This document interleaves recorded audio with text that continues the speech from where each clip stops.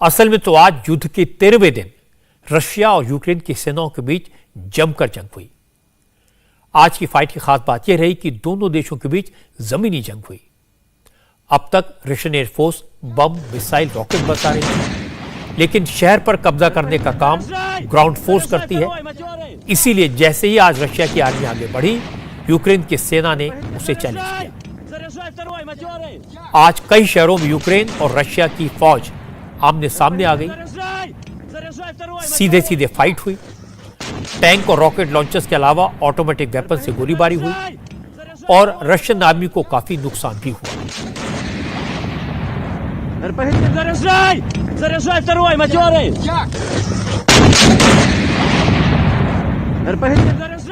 इस वक्त यूक्रेन की सेना के पास जो हथियार आप देख रहे हैं वो next generation light anti tank weapon है। ब्रिटेन ने यह एंटी टैंक वेपन यूक्रेन को दिया है। आप देख सकते हैं कि यूक्रेन आर्मी इनकी मदद से किस तरह रशियन टैंक्स और बख्तर गाड़ियों पर हमले कर रही है। ये एंटी टैंक वेपन पोर्टेबल होता है, कैरी करना आसान होता है और इसे कंधे पर रखकर फायर किया जा सकता है। इसलिए यूक्रेन की आर्मी इस हथियार का बड़े पैमाने पर इस्तेमाल कर रही है और रशियन फौज को नुकसान पहुंचा रही है।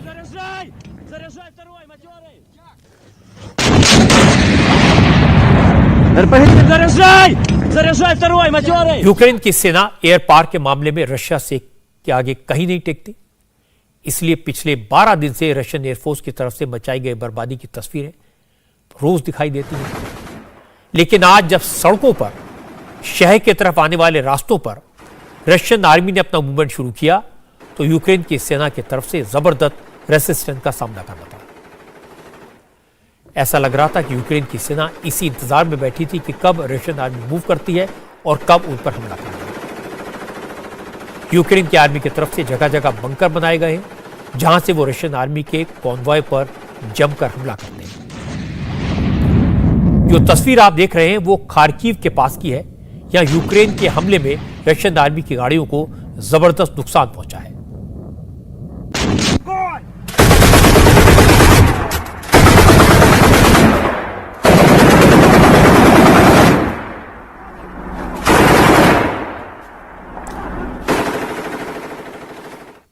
यूक्रेन के ज्यादातर शहरों में यही खौफनाक मंजर है। जमीनी जंग में यूक्रेन की सेना रशियन आर्मी को फिलहाल बराबर की टक्कर दे रही है। क्योंकि यूक्रेनियन आर्मी ने पहले ही शहर की ऊंची इमारतों और स्ट्रेटेजिक लोकेशन पर पोजीशन ले रखी है, इसलिए उसे इसका फायदा मिल रहा है। यही वजह है कि रशिया ने फिलहाल अपने कॉन्वॉय में गाड़ियों के बजाय टैंक्स को ही शामिल किया है। टैंकों से हमला करके ही रशिया पूरे रूट को क्लियर करने की कोशिश कर रहा है।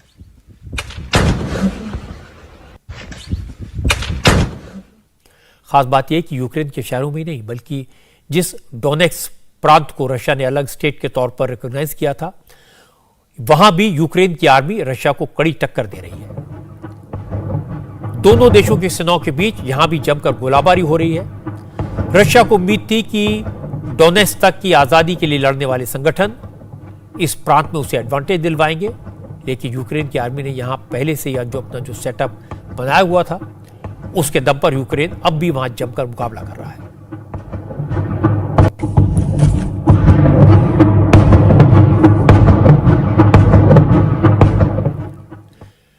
यूक्रेन की आर्मी के इसी फाइट बैक का असर है कि रशिया को ऑन ग्राउंड फाइट में काफी नुकसान पहुंचा है। बर्बाद हो चुके रशियन फ्यूल टैंक की जो तस्वीरें आप देख रहे हैं ये चेर्निहिव शहर के पास की हैं। यूक्रेन की फौज के हमले में रशिया के कई डीजल टैंकर्स नष्ट हो गए। पेट्रोल और डीजल की अहमियत क्या है ये तो बताने की जरूरत नहीं है। खासकर जंग में डीजल की अहमियत हथियार जितनी अहम हो जाती है। कुछ दिन पहले ही फ्यूल की कमी की वजह से कीव की तरफ बढ़ रहे रशियन आर्मी के काफिले को रुकना पड़ा था और इसी वजह से यूक्रेन की आर्मी अब रशियन फ्यूल टैंकर्स को लगातार टारगेट कर रही है,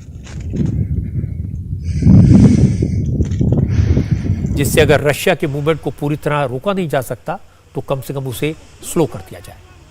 रशियन आर्मी के काफिले में शामिल दूसरी गाड़ियों पर भी हमला करके उन्हें नष्ट किया जा रहा है। युद्ध में किस पक्ष को कितना नुकसान हुआ इसे लेकर कोई एक्यूरेट इन्फॉर्मेशन तो नहीं आती, क्योंकि दोनों साइड्स अपने अपने दावे करते हैं, अपने अपने मोरल को हाई रखने के लिए दुश्मन को ज़्यादा से ज़्यादा नुकसान पहुंचाने का दावा करते हैं। यूक्रेन की सेना की तरफ से भी रशिया को ज़बरदस्त नुकसान पहुंचाने का दावा किया जा रहा है।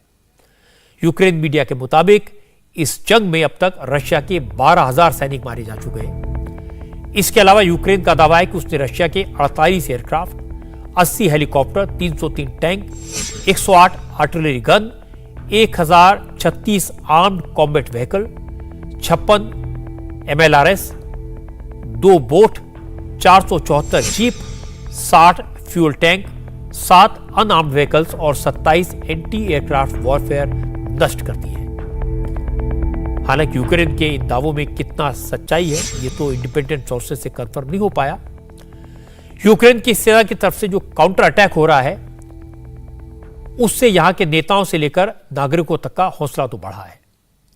यूक्रेन के प्रेसिडेंट ज़ेलेंस्की भी पिछले कई दिन में 2-3 बार अपना वीडियो बनाकर रिलीज करते रहते हैं, जिससे फौज में, आम लोगों में मनोबल बना रहे, उनका मोरल है वो हाई हो।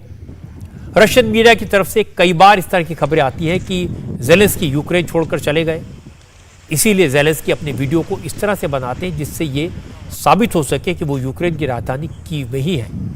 आज भी उन्होंने ऐसा ही एक वीडियो स्टेटमेंट जारी किया जिसमें उन्होंने कहा न तो छुपे हुए हैं, न डरे हैं और न यूक्रेन छोड़कर जाएंगे। ज़ेलेंस्की ने कहा कि ये यूक्रेन की आज़ादी को बरकरार रखने की जंग है और इसे हर हाल में जीतना होगा। शाम को कीव ऐसा दिखता है। सोमवार शाम का वक्त है और इस वक्त मैं अपने ऑफिस में हूं। आमतौर पर यह कहा जाता है कि सोमवार सबसे मुश्किल दिन होता है और आजकल तो ये हमारे लिए और भी मुश्किल भरा दिन है, क्योंकि हम जंग लड़ रहे हैं। मैं यहां कीव की बैकोवा स्ट्रीट पर रहता हूं। ना तो मैं किसी से छिपा हूं, ना किसी से डरता हूं। मैं यहीं रहूंगा। ये देश को बचाने की जंग है। इस जंग को हमें हर हाल में जीतना है।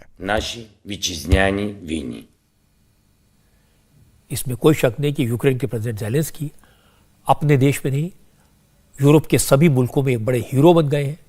जिस हिम्मत से वो लड़ रहे हैं, जिस तरह के वो बयान दे रहे हैं, बड़े नपे तुले। वो नेटो मुल्कों से लगातार अपील की मदद कर रहे हैं, मदद के लिए मांग रहे हैं, लेकिन इन देशों ने साफ कर दिया कि वो यूक्रेन को हथियार तो देंगे लेकिन अपनी फौज नहीं भेजेंगे, अपने सैनिक नहीं भेजेंगे। हालांकि यूक्रेन का मनोबल बढ़ाने के लिए नेटो देश और अमेरिका अपनी सेनाओं को यूक्रेन के आसपास के उन मुल्कों में तैनात कर रहा है जो नेटो के मेंबर हैं।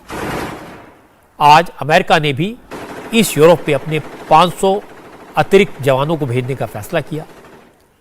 अमेरिकी रक्षा मंत्रालय पेंटागन के स्पोक्सपर्सन जॉन किर्बी ने बताया कि रशिया ने जिस तरह बिना किसी उकसावे के यूक्रेन पर हमला किया, उससे यूरोप में संकट के हालात पैदा हो गए हैं।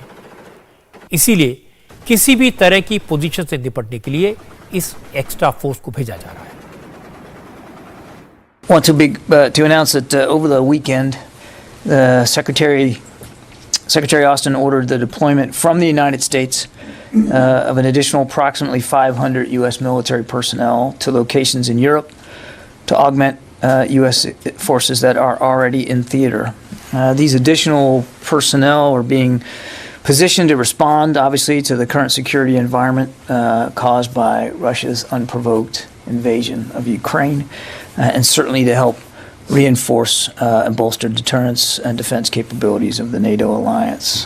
The other ones we've talked about in recent weeks are not permanent moves, they are temporary moves. And we're going to adjust our posture continuously as conditions require. India TV हर वक्त हर जगह डाउनलोड करने के लिए search करें India TV news Google Play Store या App Store पर।